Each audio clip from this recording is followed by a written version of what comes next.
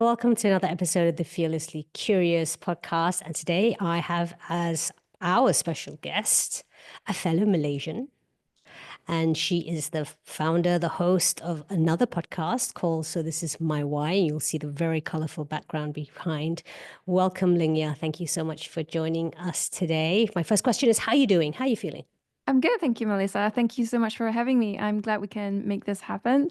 And it's always a pleasure to be able to speak to another fellow podcaster. I think only podcasters really understand the whole difficulty and struggles, but also the joy of running a podcast. Absolutely. And I feel very privileged to have you as a guest on the podcast because you are an experienced podcaster yourself. I'm just starting out Oh my goodness, we're all starting out. We're all figuring things out. and you've had some incredible guests on your podcast. But before we get to the podcast, your podcast and how it came about, and also the beautiful and amazing community that you're building, I'm going to go and jump straight in because I know that other than being a podcaster and a community builder, I'd like to hear from your words. Or I think it's always best for the listeners to hear from the guests' words directly. What is it that you bring into the world? I think what I bring to the world are really just stories. And it's stories not even of myself, but of other people. And the reason why I love it and I care so much about it is because those stories transform my life. Because growing up, it was almost like a one-track mind. It was I love to read. That means I love to write. But I don't want to be a teacher. So that means I have to be a lawyer. And it was a strange thing to looking back to realize that just because I was doing a law degree, surely I had to be a lawyer. That was the only thing in my mind even though there were many alternatives. But those alternatives didn't even cross my mind because I didn't hear the stories of other people doing other things, even though they had started in a completely different field. But once I started doing law, then I started to meet people, talk to people, and I realized that actually lots of people pivot all the time. Lots of people are always questioning what they're doing, why they're doing, is this where they want to be in 10, 15, or even not even that far, 5 years from now. And I realized that once I learned those stories and it became normalized for me to think about pivots and how you take those shifts, then suddenly I was pivoting as well. And suddenly I realized that when I share my story and the stories of others, other people were also being inspired and changing as well. So ultimately, stories are what I care about because they are powerful and you remember them as well. Wow. You've jumped ahead of some of the Yeah, questions that I was asking. can go Thank you back. so much. But I'm still gonna go back and tap into this fearless curiosity that I have. So you mentioned about being a lawyer. Could you share a little bit about that? Because I know that's how you started your professional life. You mentioned about how you liked reading and therefore writing. And it seemed then, back then when you were growing up, perhaps that the obvious route, or maybe the conditioned or stereotyped route that comes from having a skill or a gift in reading and writing is to go down the law route. Could you share a little bit more about your personal story of where you all began first in your professional career as a lawyer? So when I was at that point of deciding where to go for university, I was all actually torn between two paths. Either I was going to go to law school or I was going to go to a music conservatoire. So those two were very distinct paths, but ultimately it was the thought of, well, music's always going to be there for you. So if you really care about it, you can always pick it up later. But law, you might as well just go because it's a safe path and it's prestigious. People recognize it, you'll pay well. So I went on that path. And yeah, I guess I came back. I just applied for what I thought was one of the best law firms around. And I specialize in IP litigation, which was a lot of fun. Never expected myself to be the one appearing in court all the time, but it's a completely different lifestyle from other types of law. And it was fun because it was to do with IP, which I always cared about and I still do. And IP, intellectual property, is all about the protection of essentially what you have created with your mind. Something like trademark ultimately is creating that mental association that one person has when they look at a particular mark. When I look at this logo, do I think of this company?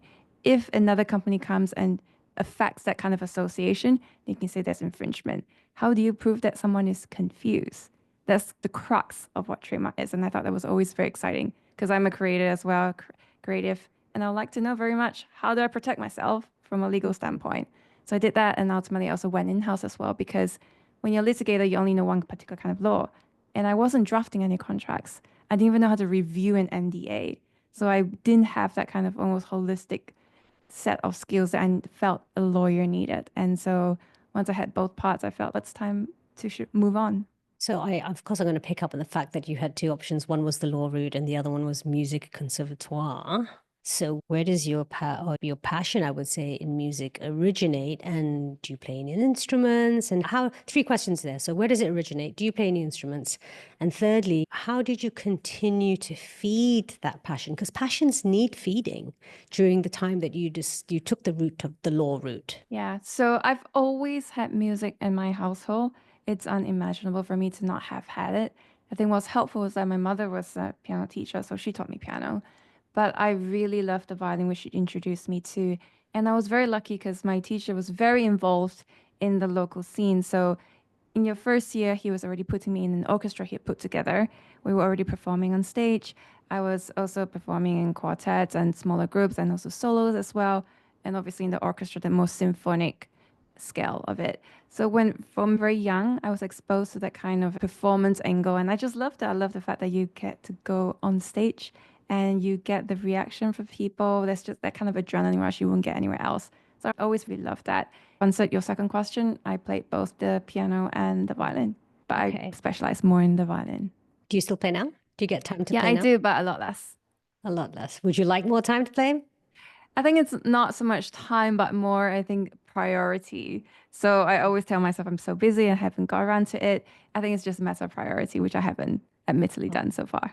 I'm wondering whether you agree with me that music, and in particular musicians, are quite undervalued, actually, because as musicians, when we play, and you'll know this, and especially getting up on stages and playing live, the impact that we have on someone's emotions and also on their stress or the management of stress is huge.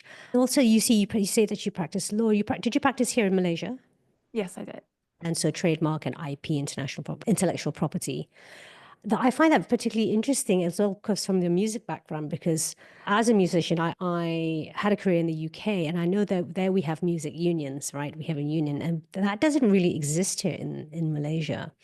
And I know that when I was writing, and I still am writing music and original music, it was almost like a misnomer here when it came to copyright law on music. Do you have any thoughts around that, and any interest at all or curiosity around the how that is missing here in Malaysia, and whether you feel that anything is changing now in terms of IP too? We will move on to the podcast, but since we're with that law background, and it's very rare for me to meet someone who has the law and the music, so I'm personally curious on this. Well, exactly, you're looking to understand.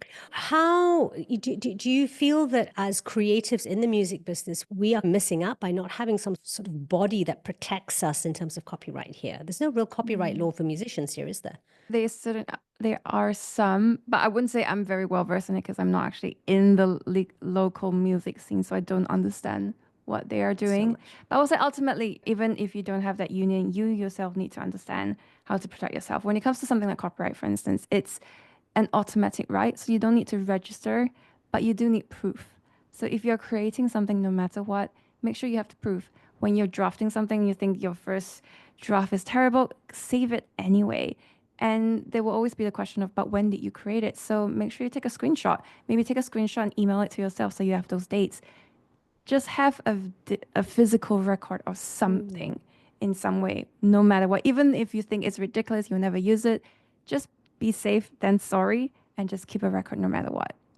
Thank you for that. That is a really crucial tip. And so this is going to be something I can definitely share with the whole sort of music community out there too. Back in the day, I remember when I was in the UK, what I used to do was, you're reminding me now, I used to mail before we had digital, the access we have to digital world now, is have to make a cassette tape and then mail it to myself as proof. Yeah. But as Ling Yah says, yeah, track. And I would say let that be for any creative, whether it's music, for art, for writing. We just take a screenshot and have proof of that creation point. And without going too far off point, especially today in the day of AI, being able to differentiate what is true original work and what has maybe been produced through AI, it's probably really crucial to track that data for yourself. So thank you, Ling Yah. Yeah. I am most interested about, you talk about pivoting. And you mentioned how, and this to me speaks on societal conditioning, right? I mentioned, you had mentioned about being good at reading or enjoying reading and therefore being good at writing, and how sort of our traditional school systems and perhaps also our parents, because of the way they were brought up, that sort of generational conditioning, that if you're good at certain things, then you should follow certain paths because I guess it's obvious. Like for me, it was maths, go to accounting, go to banking, go to finance, and go down the safe and reliable route to a route that's going to, in a way, guarantee you an income in when you're adulting, when you're in that adult life. And in many ways, we kind of park our creative passions, our creative interests. How do you think that's changing now more and more? Because I know also you're very much in the personal branding space. You advise and consult people there. How are you seeing that trend or that conditioning change with the people that you're working with? In terms of personal branding? In terms of that level of awareness, where people are less now bothered about going down this very professional, corporate, sort of traditional cookie cutter route of creating a career. So seeing the kind of people who are seeing the trend in terms of people who are looking to pivot and do unconventional things. Yes, I guess that's how I would put it, because I don't see unconventional as unconventional. But the Okay, way that is changing, yes. fair enough. I think lots and lots more people are open to the idea of taking, perhaps rather than using the word unconventional, that there are alternatives beyond just climbing the corporate ladder. And they are definitely open to the possibilities. They're open to the people who are doing it as well, because everyone's just charging those stories. If you go on TikTok, for instance, you have people just talking to the video and saying, hey, this is what I'm thinking, this is what I'm trying, this is my failure, this is the reality of quitting your job and trying to follow your dreams. When you hear enough stories, people, then you start to normalize that as well. And you start thinking, they also started with nothing. In fact, they started with probably less than what I have right now. If they can make it, then surely I can as well. And ultimately, what's the worst that can happen? So I feel that more and more people are willing to at least consider, if not try it out. And the trying out in itself is not that hard anymore. There's so many tools out there that you can use, and so many of those tools are free. So it's almost a risk-free test driving approach to seeing whether you can leave the traditional, if you will, corporate ladder to pursue something that might actually excite you. So that's definitely a possibility, I would say. And that's definitely a trend. I will also have to say, though, that because I've pivoted so much, then I'm probably attracting a lot more people who have pivoted or are looking to pivot. So there is that kind of potential echo chamber that I'm operating in as well. Okay. And I guess we're living in a different age, right? Yeah. Within the age of social media, we have access to, like you say, so many more personal stories out there, so many examples of people who are really sharing their struggles in life and their journey of pivoting, their journey of breaking free from stereotypes and being the cycle breaker almost, even within their families. Both you and I come from Asian culture. It's very much about tradition and being a professional. All these creative endeavors are like pie in the sky. As you'd mentioned earlier, go down the safe route, go down what's reliable. At any time, you can fall back into your creativity, when actually there is so much scope for growth if we just follow our creativity too. But so that with social media, that's helped that changed. I'm interested on what it was in particular in your journey that sparked that curiosity or ignited or activated you to make that pivot out of the corporate ladder, out of law. What was it? What was it that happened? I always knew I wanted to leave law, but I just didn't know how. And I think everyone around me was a lawyer. So it was really hard for me to figure out for over a long time, for years, I would say. But then whenever I tell people that I'm feeling very frustrated, I want to do something else, then they will always ask me the question of, what else do you want to do? And I never knew the answer to that, which frustrated me even more because if I can't even tell you what I'm interested in want to do, then you can't possibly help me. So then I thought, is it possible that I don't know what I'm interested in and I don't know what I want to do? And people always then say, go and talk to other people. And I thought, yeah, I could talk to other people and I understand why people would advise that. But what can you possibly get out of 40 minutes with a complete stranger over coffee? I think you could get some things, but it doesn't feel very meaningful. And it feels like a step in the dark. Let me talk to a consultant. Let me talk to a banker. How do you bring all those kind of almost disparate advice together? It just didn't make any sense. And then along the way, I can't remember exactly how I stumbled upon this thing called podcast. And I listened to one episode of How I Built This by Guy Raz. And I was amazed because firstly, I learned more by visually as opposed to listening. But with this in an hour, these two strangers felt like my best friends. They were operating in an industry I wasn't interested in, but I was very interested thanks to them. And I could remember 70, 80% what they had shared, even though I always learned via visual aspects as opposed to learning orally. So though that really had an impact on me and I just fell down that rabbit hole, I realized that this is a very powerful medium. It's starting to change the way I think, the possibilities that are out there. And now I realize that there is an alternative beyond law. Why don't I just try and do it?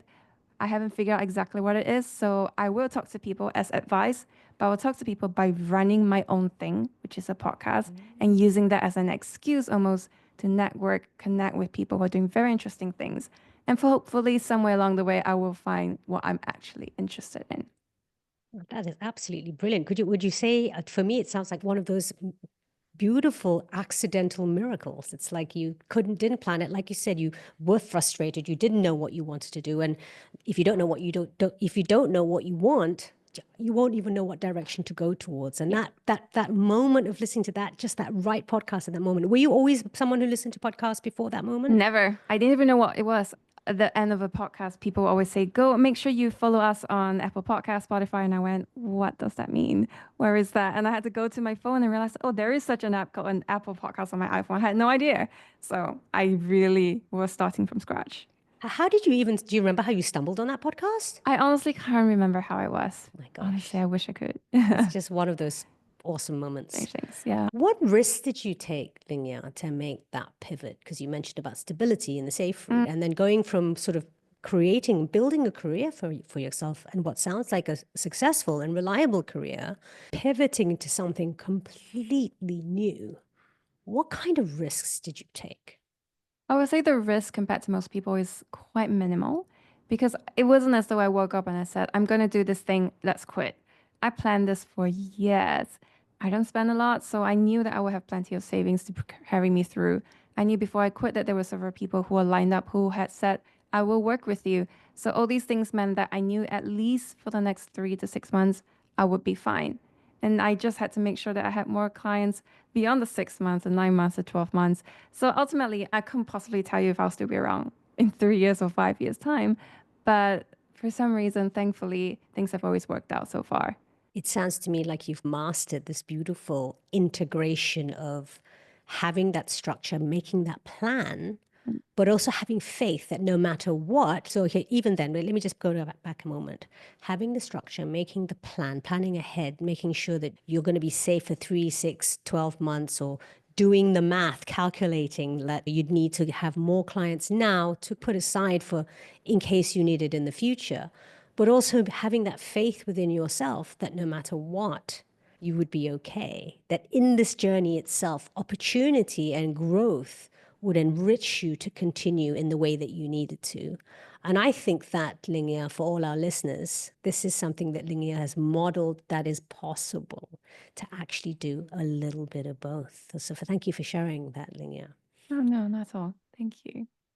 Did you meet any struggles or like what stereotypes did you disrupt on this journey? Have you had to disrupt any stereotypes, or have you been just so singularly focused on what you want to do next that perhaps you didn't even notice any natural disruption? Can you give me an example of what stereotypes you're thinking of?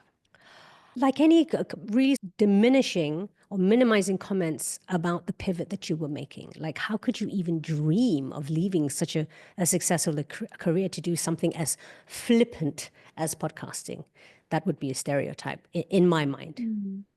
Did you face any? Yeah. No, never. I've been very lucky. I have never once had a single person come up to me and ask me that. They might ask me, oh, what's behind that pivot? But they've never criticized it or questioned it. I think a lot of that, maybe they are. A lot of it also has to do with the fact that I've never truly cared about what other people think. It's always just been me since I was young. I just truly, it's not even a question of I don't care about what people think. It was the fact that it didn't even cross my mind to care about what people think. It's just a question of what is it that I'm actually interested in and will I want to spend the time on it? Because ultimately, the only person who's going to care about my life is me. So why would you leave your life dictated by someone else who would probably forget about their throwaway comments within 5 minutes from uttering it? So I think that's been helpful.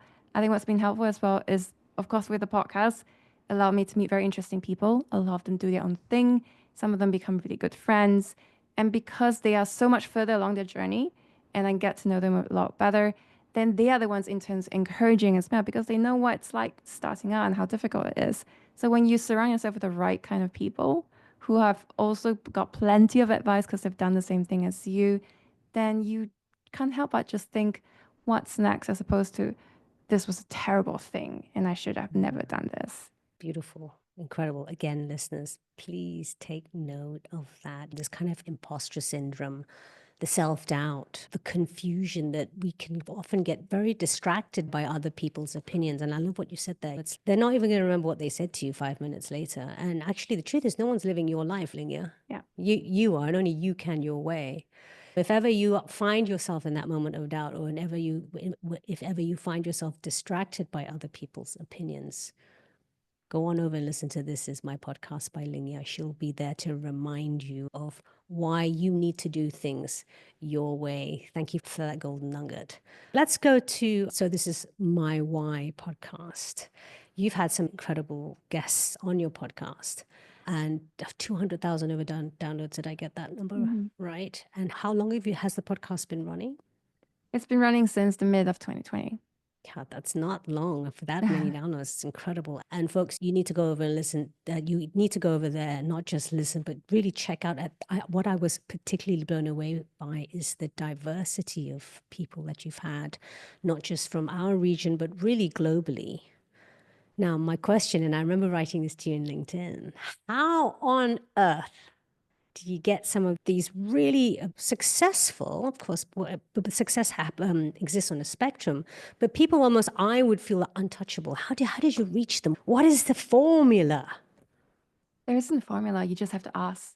99% of the time, people don't get it because they never ask. So when you ask, you might get it or you might not. Ultimately, me asking now and me asking 4 years ago, it's still as hard. It doesn't get easier because it's a numbers game. So why do some people succeed and some people don't? Because they just ask a lot more and they never give up. Oh, I love that. What about reachability? I imagine that some of these people, with looking at the sort of careers that are the businesses that they've built, are not that easy to access. Is there an example of someone you can give that you had to not jump through hoops, but maybe give us some tips on the strategy to reach people who may be unreachable?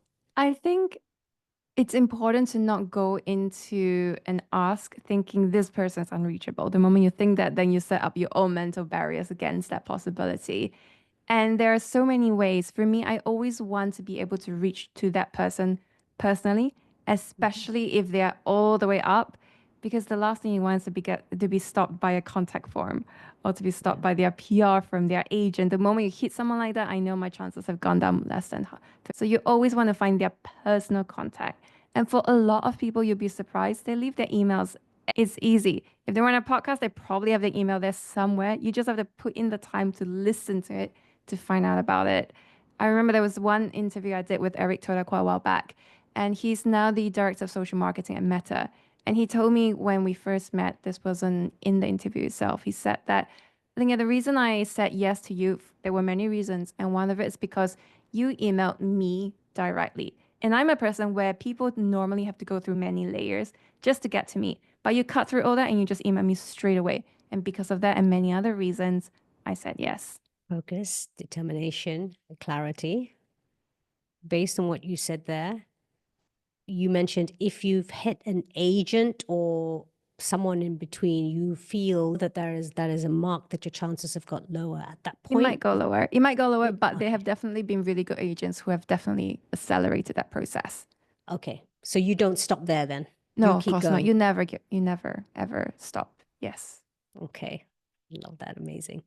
So what have been your most perhaps one or two, since we're talking about personal stories, right? And this is what your podcast is built around, speaking to people from all walks of life to share what their why is, their personal stories, to inspire not to give up on their dreams, that it is absolutely possible to turn your dreams into reality, no matter how far-fetched your mind may be lying to you about how far-fetched it is. That is, it is absolutely possible. But not just for the inspiration, but the personal stories also give us an insight into different strategies, different ways in which to turn your dreams into reality.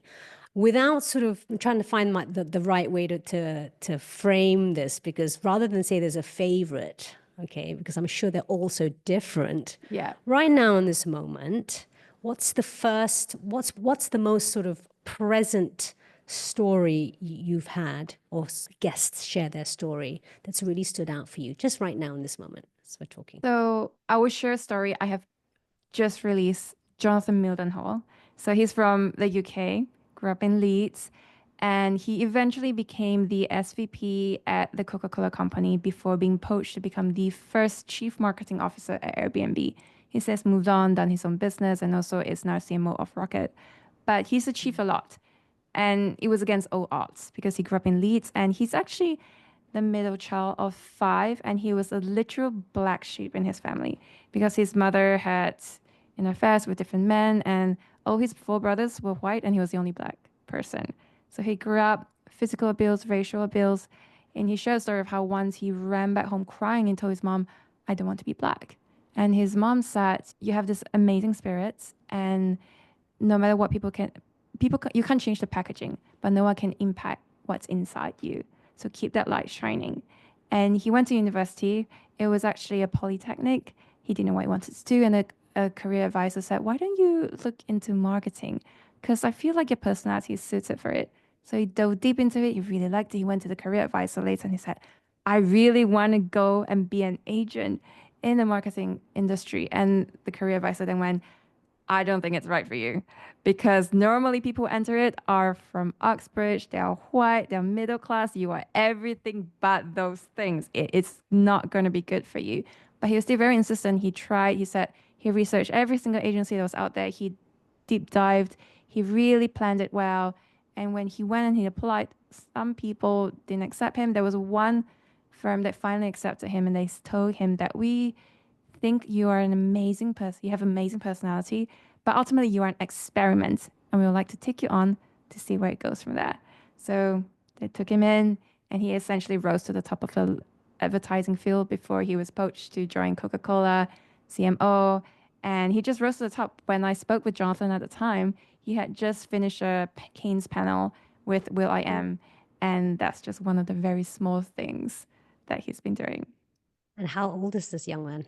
Oh, I can't remember. 40, 50, I imagine. Yeah, wow, that's incredible. With all the people that you've spoken to, and with this topic of them sharing their personal journey to success and speaking about their whys, I imagine that not only have been privy to some very vulnerable moments and tough moments that they've been through, but and I say this, having the privilege to be able to provide a platform to share that with other people like me listening to your podcast. So now you're in the hot seat. You're in the hot seat, Ling Yah. And so far, the questions that I've asked, you haven't really mentioned any difficulty or struggles. Have you experienced any difficulty or struggles in your Oh, journey so yeah, far? for sure. I think one of the biggest struggles, and you might face this as well, is just to get people to listen to the podcast, to be aware of it, to download. It's a huge ask. Nowadays, people will give you 5 seconds to read something. With this podcast, and it's a long form, I'm asking for 1 hour of your time. I'm asking for an hour and a half or 2 hours. If you've never heard of me, you've never heard of a guest, you might not be interested in the topic. Why would you give me 2 hours? So it's a huge ask to even have you give me a chance, let alone listen to it for the entire length, let alone follow it, support it. That's always and still is a huge struggle. I'm certainly inspired by you, without a doubt. What keeps showing up time and time again, even in this short interview with you, is the power of the ask. And you're reminding me of something my mom always says to me. If you don't, first of all, if you don't try, you'll never know. And secondly, Yes. if you don't ask, the answer will always be no. Yeah.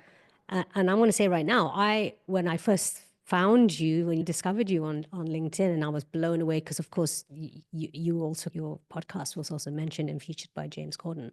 Mm. And I remember thinking, wow, at the time, I didn't know you were a fellow Malaysian. I don't know how I missed that somehow, right? But I also feel so much more pride when I see a woman and I see a woman who looks like me. We're Mhm. Southeast Asian women.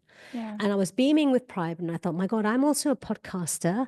And look at this incredible profile you've created. I really want to know your journey. And of course, with the Fearlessly Mm. Curious podcast, same but different with So This Is My Way. I'm all about asking people why they do what they do and how they do what they do. Yeah. And I remember thinking, I really want her on the podcast, but you know what? Why would she be on my podcast? Why would you think that though? There you go. It's like you mentioned. Do we want to focus on the why we're not going to get there, Yeah. or the why and how we are going to get there? And surrounding, when we focus on what we want and how to get there, we'll end up surrounding ourselves with people who celebrate and with more experience are there to support and encourage. So I want to say, first of all, thank you for saying yes.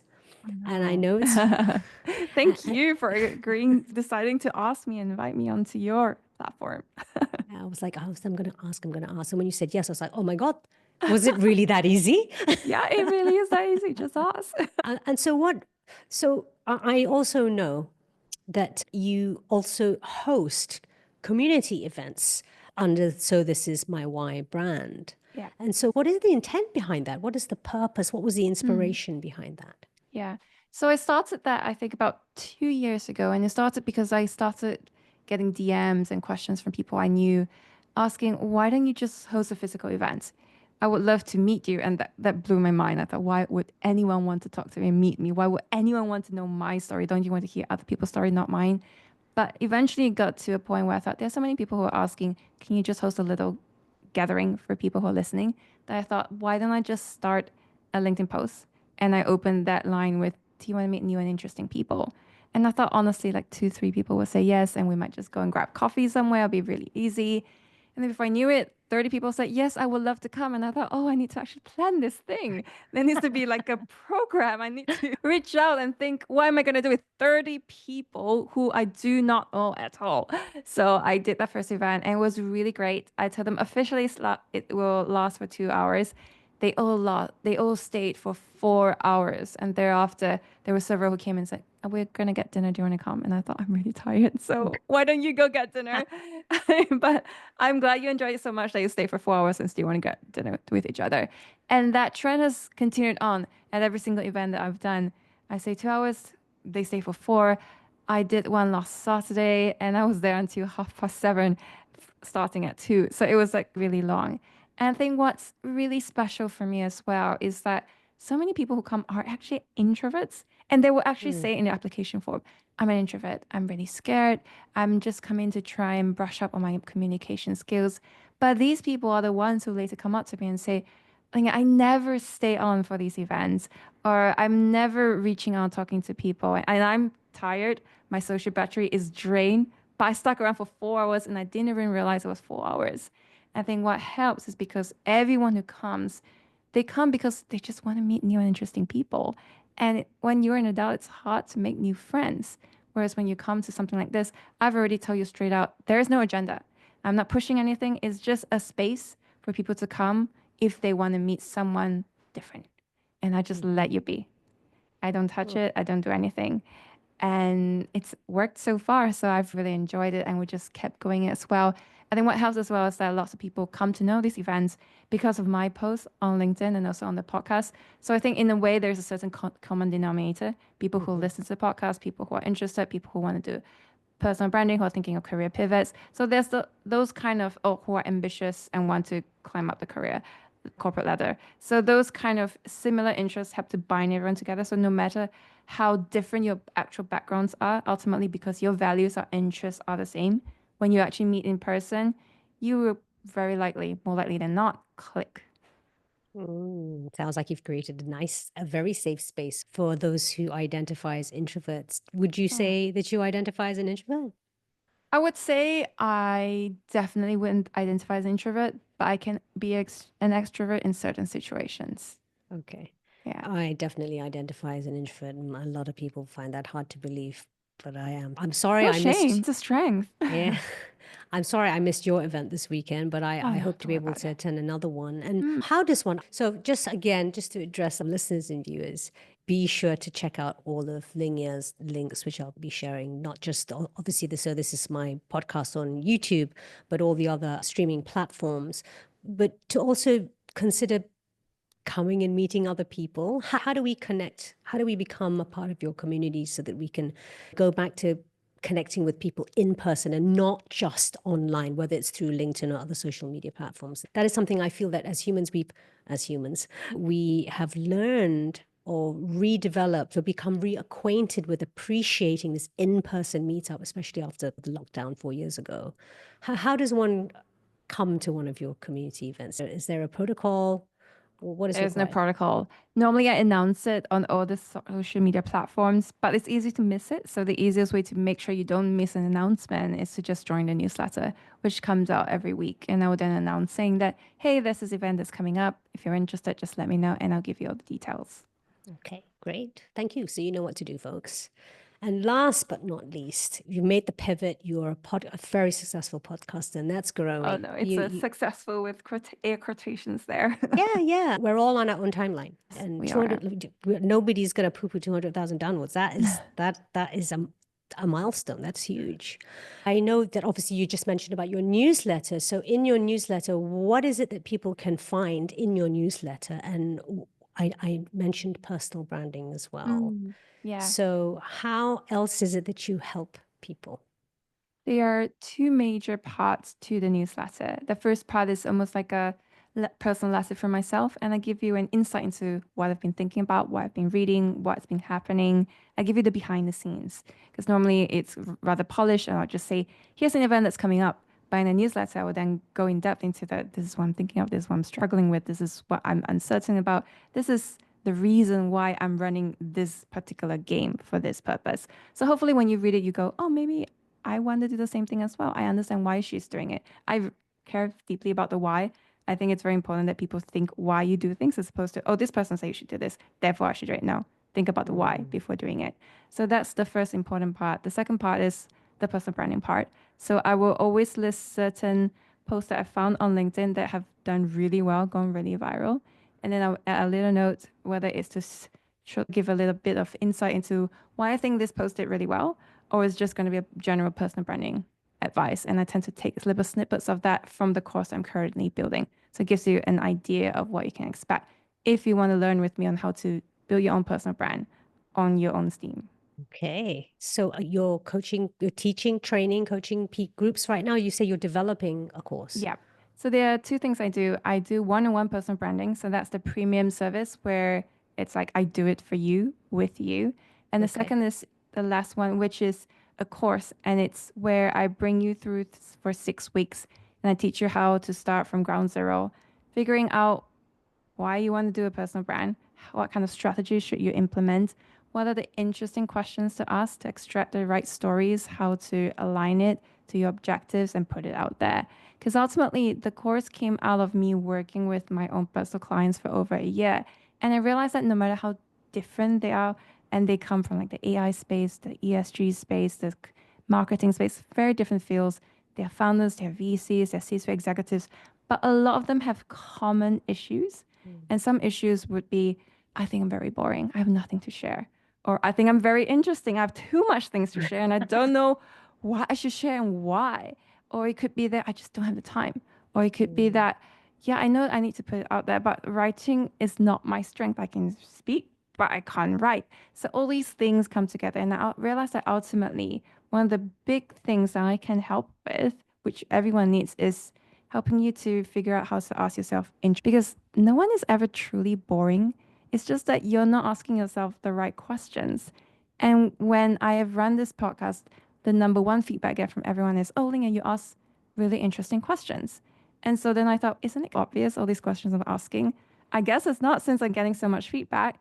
Therefore, it's something people will love to learn. Why don't I teach them? Because if you have the right questions, you can bring out the right stories from you.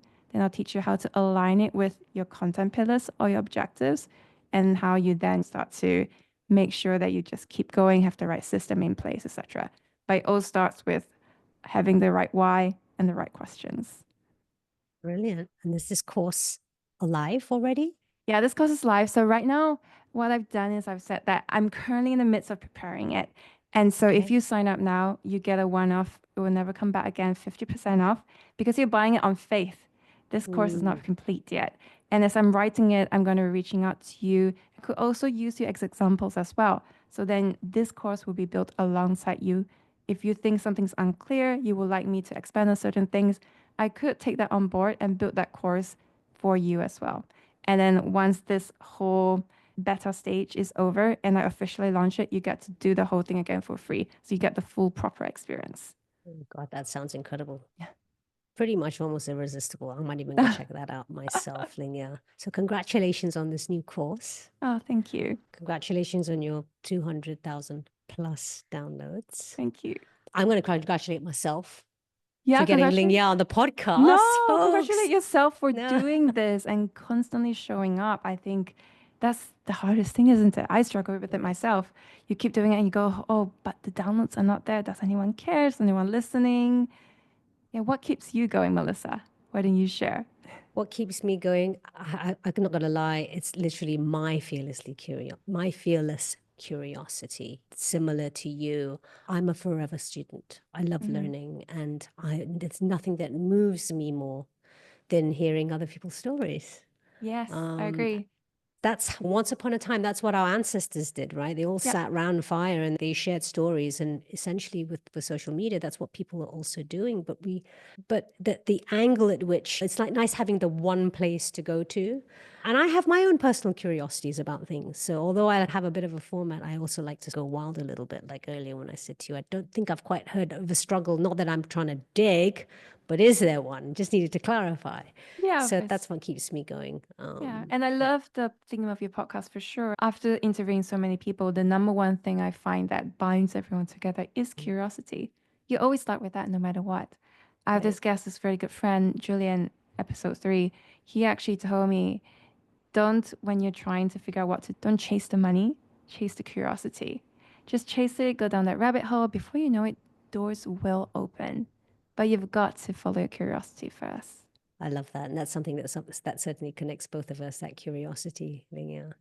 In fact, that's gonna lead me to one more question. And that is as a so the Southeast Asian woman, for me personally, what I found as I've been growing up, and perhaps that's changing now, but always being shut down for asking why quite a lot. And I feel a lot of the time, not so much in the circles that I mix in anymore, but I do see it. I do see it out there where people have been so shut down for being curious that they've stopped asking why. And so what ends up happening is people live a very, what's the word, homogenic, cookie cutter life. And at some point they reach this point, they reach this point in their lives, crossroads in their lives. Maybe something happens, life throws them a curveball, something terrible happens often, whether it's a loss of life or in the family or someone they love or health issue. And then they start asking why again. And I think that's also, you asked what keeps me going. That's one of the things that keeps me going, which is to continue to at least to be a bit of, not a bit, to be that spark, that disruptor, to encourage people to disrupt not other people's beliefs, but challenge their own by being curious, because the world is moving and changing fast, right? And it's one of the most beautiful ways to keep growing is to ask why. So what was my point? My point was, do you see that? Is that something you have experienced yourself as a woman who originates from or who's culturally your cultural background may be Southeast Asia? Have you noticed that in the past where we don't generally ask why so much? We have become very compliant. Have you noticed that? I think certainly growing up in Asia, you tend to fall more along the road of just following instructions. Obedience. Mm. There is no space for it. What is lucky, and I suppose it's a bit unique to me as well, is that I just happen to be in a space where it's not enough to just follow the rules. When you're a lawyer, you have to think about why all the time. When you're Of helping to draft course. witness statements, you have to think about why every question, every answer that's given is very intentional. There's a narrative you want to put forward, no matter what. When you're putting out a story, when you're helping people to build a personal brand, it's always the why is it? There is a lot more thinking involved Mm. than you might realize. And I think it's it's always easier to just follow what people have set out. And it's still something I have to remind myself as well. Because I do find myself sometimes reflecting and realizing, oh, I just took on this assumption about a certain matter without even questioning its validity. And I Mm. need someone to challenge me on that and say, Mm. Ling, have you considered the other side of the story? And I realized, oh my gosh, I never even crossed my mind. So I think it's important to surround myself with people who would challenge me, but also to always think to myself, are you reading holistically as well? There's one advice that another guest gave me, Steve Chow. He was an Al Jazeera senior investigative journalist. And he Wow. was talking about the state of journalism and how it's going downhill. And he said that the one thing that everyone can do is to just read widely. Don't read just Mm. one thing, but read Yeah. widely, gain many different perspectives so that you can come to your own conclusion. And that's something Mm. I'm definitely still working on. But once you read widely, you are aware of the many views out there. And therefore, you're probably more likely to then start questioning, going, wait, but that's just one perspective. What about the other? And hopefully that Mm. would open your mind to other things. That's a great piece of advice. And I would extend that to we're creatures of comfort as humans, right? We like going to the same places and hanging out with the same people. It's too much Uh, work. but this is where I think podcasting helps, right? If we're Mm. not, we feel and sometimes it's a question of safety. Yeah. We don't know where to go to discover something new. Well, you can do Yes. that through Yeah. podcasts, right? And podcast is also dangerous as well because it can also be an echo chamber. Once you really love a particular host who Mm. cares about a particular thing, has a particular political leaning, if you only Mm. listen to him, you're going to think exactly like him and think that the world revolves around this. Anyone against it is insane when that's not the case. So be careful as well, I would say, no matter who you're listening to, including Sure. me.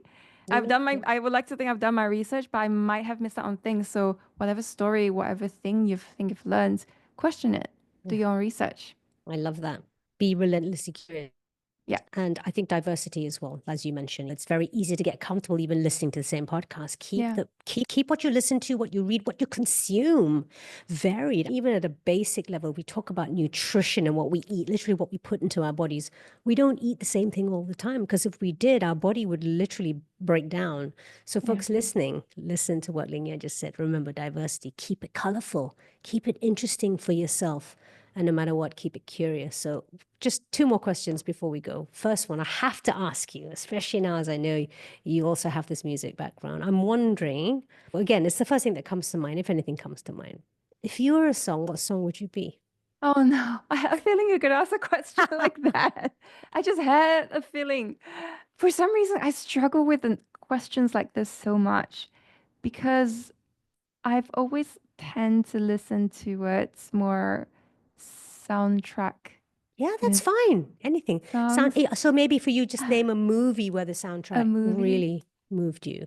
Gosh, it's really difficult. Right now, I'm Yeah. obsessed with Tommy Prophet and whatever he Tommy comes out Prophet. with. Yes. Okay.